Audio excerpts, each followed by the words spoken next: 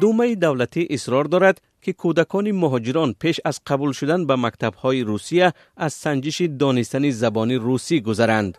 در این باره معاون رئیس دوما ایرینا یارویا در نشست خبری اظهار داشت.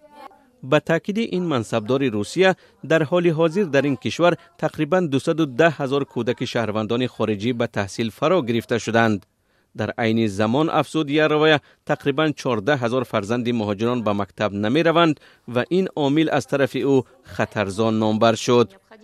معاون رئیس دوما ابراز داشت که وکیلان به سنجش حتمی دانستن زبان روسی از طرف کودکان مهاجران پای فشاری دارند. در مکتب خوندن معنای به دست آوردن دانش و معرفت را دارد.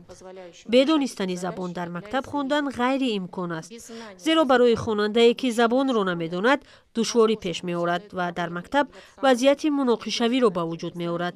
برای آموزگاران هم مشکل می‌آفرد که با آنها چگونه معامله کردن را نمی‌دانند. این پذیرفتنی نیست.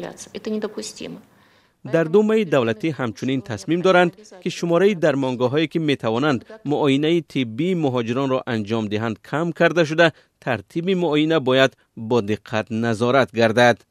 یارویا میگوید که وکیلان می‌خواهند نامگوی بیماری‌های خطرزا را در بین خارجیان وسیع کنند تا حکومتداران نظارت را در این زمینه سخت‌تر کنند.